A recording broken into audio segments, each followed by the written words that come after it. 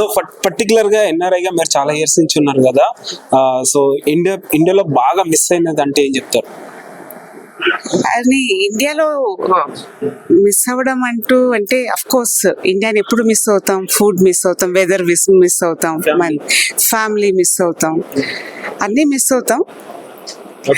కానీ అక్కడ ఉండడం కూడా ఇప్పుడు అది నాకు సెకండ్ హోమ్ అయిపోయింది. కాబట్టి ప్రస్తుతం రెండు దేశాల్లోనూ అక్కడికి వెళ్తే ఇక్కడ రావాలనిపిస్తుంది, ఇక్కడ ఉంటే అక్కడికి వెళ్ళాలనిపిస్తుంది. రష్యాతో పోల్చుకుంటే ఇండియా డెవలప్ అయింది అంటారా మరి? దీని డెవలప్మెంట్ దానిదే. ఇక్కడ డెవలప్మెంట్స్ ఉన్నాయి, అక్కడ టెక్నాలజీలో చాలా డెవలప్మెంట్. అఫ్ కోర్స్ ఇండియా చాలా డెవలప్ అయింది. అట్లా కంపారిజన్ మాత్రం నాకు చేయడం ఇష్టం లేదు, ఎందుకంటే రెండు కంట్రీలు నాకు చాలా ఇంపార్టెంట్. కాబట్టి డెవలప్మెంట్స్ లో ఎప్పుడు డెవలప్మెంట్ జరుగుతూనే ఉన్నాయి ప్రతి కంట్రీలో.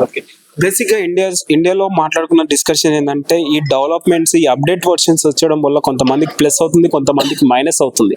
సో దీనిపైన మీరు ఏం చెప్తారు? అది ప్రాన్స్ అండ్ ఎప్పుడూ ఉన్నాయి, ప్లస్ అండ్ మైనసెస్.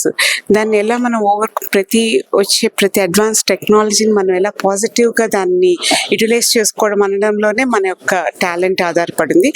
ఆ విషయంలో ప్రతి ఒక్క అదర్ కంట్రీస్ యొక్క అడ్వైజ్లను లేకపోతే కలిసి పనిచేసుకుంటే ఇలాంటివి ఈవెన్ నెగటివ్స్ను కూడా పాజిటివ్స్ చేసుకోవచ్చు అనేది నా పర్సనల్ ఒపీనియన్.